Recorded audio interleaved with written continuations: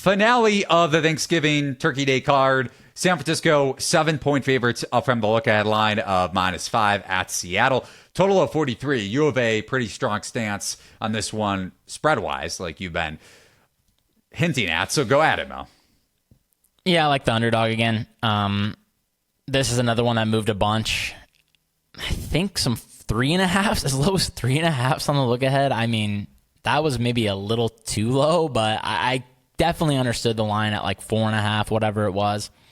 5, I think some books had that as well. Yeah, I think our boss, Steven, hopped on the Niners at the small number, so good for him. He took the money line parlay at -132 or something like that with Detroit and San Francisco. I'll tell you, Green Bay might have a shot to win that game outright, especially if the line secondary performs like it did against Chicago, which it's going up against a better quarterback, I think, in Jordan Love, at least when it comes to explosive passing opportunities.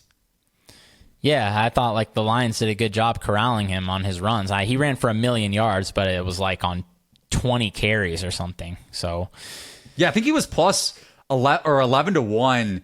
I saw somebody had to rush for over 100 yards in his first game back, and he did that. He had over 104 on the ground.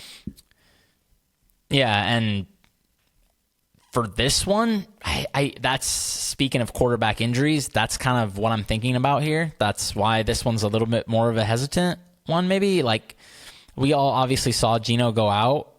Unless he's just like not right, though, which is definitely possible. I feel like he wouldn't have came back in that game if they had the lead, I guess is what I'm getting at. So adrenaline, I hear you. But yeah. Yeah, like who knows if he was even really good enough to come back in, although he did definitely complete some passes. So maybe he's okay. But yeah, this is like a 3-point roughly move. I mean, unless Geno's not right, I don't really understand that. I think those games. Some news, by the way, before you keep diving into Geno, Pete Carroll said on the radio this morning, and Pacific time, so it was pretty recently, as of like 15 or 30 minutes ago, that he does think Geno Smith will start. Smith has a bruised tendon in his triceps of his throwing arm, and that was from the Aaron Donald hit. Yeah, that's a weird injury, I guess, because I don't know anything about it and how it affects you. Because, like, that's not something you see every day. Bruised tendon on throwing arm. I mean, we're used to, like, knee injuries, hand injuries, stuff like that. This is definitely different. So I guess I'd be curious to hear what somebody who's more familiar with those sort of injuries would say about something like this, how limited he might be. But like I said, I already talked about that game. The Seahawks, I thought they played fine for most of the game. They got robbed by the refs. Their quarterback got hurt. I think it was an understandable final result. Like, whatever. It's not something I'm going to dock them for unless Geno's not right. And then the 49ers, yeah, they played a strong game, but, like, their defense, outside of destroying the Jags, I mean, what else have they been doing? You have a Bucs team that should have scored 20 plus if somebody could hang on to the ball. They get absolutely wrecked at home by the Bengals. And then, they let the Vikings get to 22 and win that game. I mean, I don't know. I just don't think this team is as strong as the market, I guess, because there's definitely people out there who would tell you the 49ers are market power rated number 1 right now. I'm not there yet. So this is another spot where I think running back injury might help the Seahawks. Kenneth Walker, I believe, is not going to play. He strained oblique, I think. That in baseball, that's like a multi-week injury. I don't know. I don't think I've really seen that with running backs. It was kind of a weird. It's a baseball injury, bat swinging, stuff like that. Quarterbacks, because they're torquing their body, throwing the ball, you see it with them sometimes. Can't remember ever seeing a running back just running down and then just grabbing their side like that. But I think maybe in this game, because Pete Carroll just wants to come out and pound the rock, establish the run, all that garbage. Maybe but Zach Charbonnet wasn't super efficient, and the Rams' run D has been more efficient in their own right. And that's what I mean. Like, maybe he's less inclined to do that with Charbonnet than Kenneth Walker, who the team clearly loves,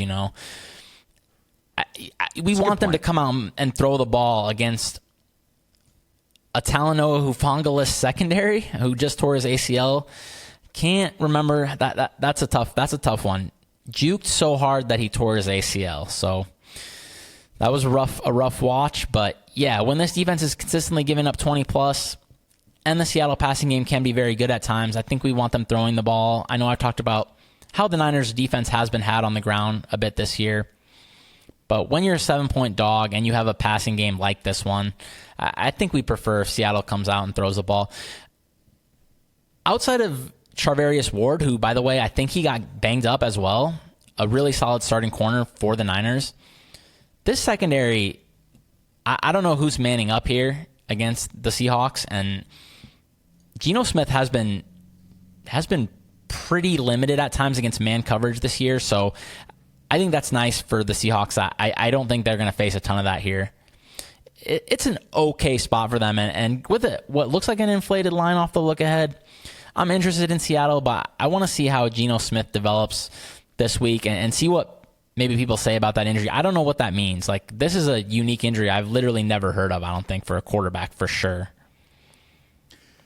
My concern with betting Seattle, and this is not me making the point for San Francisco, maybe use them in a teaser, but Seahawks run defense ranks number 21 in UPA per carry allowed this season overall.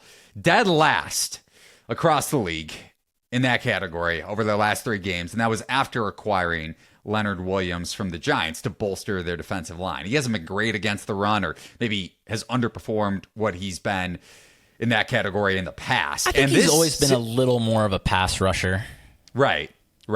But San Francisco's zone rushing offense has given Pete Carroll and that Seahawks defense a lot of fits, especially when you look back at last year's numbers. So here's what I dug up. They allowed, Seattle's run defense on average allowed 0.07 EPA per carry, which is well above the league average in terms of EPA per carry allowed. And that was with one game without Christian McCaffrey. Remember, McCaffrey had some very explosive runs in the latter 2 matchups, one coming in week 15, the other coming in the playoff game. So, and the first matchup too was not Brock Purdy under center for San Francisco, I believe.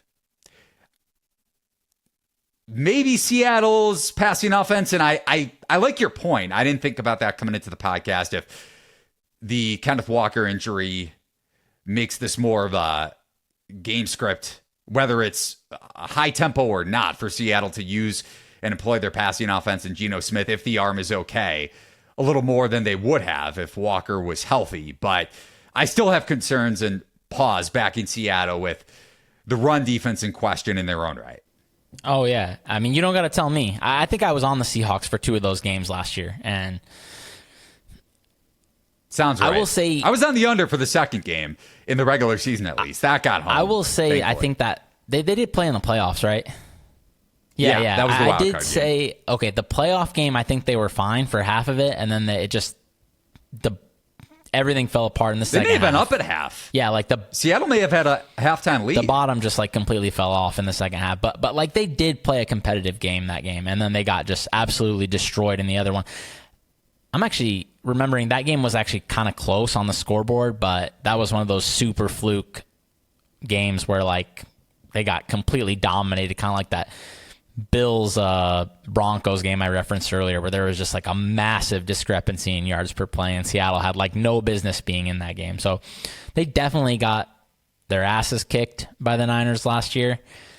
But I was also thinking about that coming into this game too. Maybe this is ultra revenge for them, since they have not been able to get basically any headway against the Niners and just got creamed multiple times by them last year. So I'm hoping this is big time effort, big time work in the preparation for this matchup, which honestly is basically the game of the year for them. I mean, they can't really expect to have any chance whatsoever in the division if they lose this game. Obviously, they're still in a pretty good position for a wild card just because the bottom of the NFC is so bad.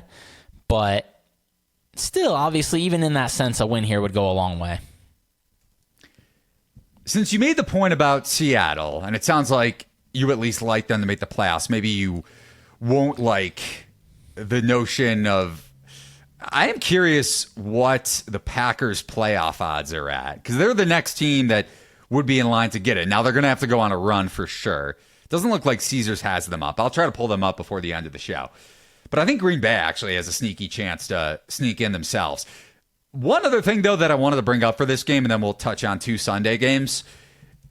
Seattle's market rating, I mean, the adjustment, you look at their point differential, -2 point differential with a 6-4 record, clearly outperforming expectation. San Francisco 7-3 with a +122 point differential. Now, I know the beginning of their season, they got a pretty fortunate schedule, but I don't know. I'm a little skeptical of Seattle, especially if San Francisco is able to exploit them on the ground and control the game script. But revenge will definitely be in mind. Yeah. Any takes on the point differential concept? Not really. I would just say that, like, I did find a Green Bay number, pulling up our playoff odds real quick. I think maybe the Seahawks are down right now just because of the quarterback injury uncertainty. But I'm seeing Packers a little bit south of +300. So you can get just a little shy of +300 on them. Yeah, and you look at, thanks for pulling that up. You look at the wild card race right now, Green Bay, yeah, I mean, the bottom barrel of the NFC, or even the quote unquote average. Yeah, it's not even really the bottom. NFC is terrible. That's like right. Not even really the what NFC I'm just getting sucks. at. Yeah, the NFC has like 4 good teams, and that's it. Yeah, I wouldn't even call Detroit great. They're good, but not great. You have the Eagles, the Niners, and the Cowboys, obviously, ahead of them, at least in my power ratings.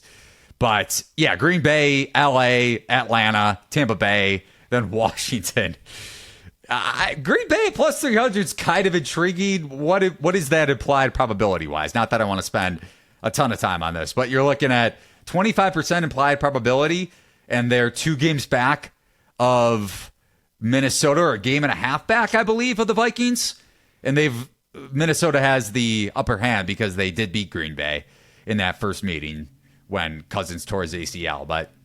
And Seattle's not a lock to make the playoffs either if they lose outright to the San Francisco 49ers, whether they cover or not. So kind of intriguing at that number, right?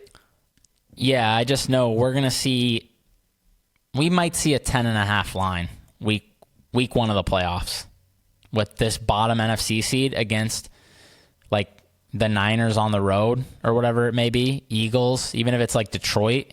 I mean, they're very good. Dallas. So maybe, yeah, it definitely if it's Dallas. I'm not as sure about Detroit as these other teams, but we are going to see possibly a double-digit playoff line here.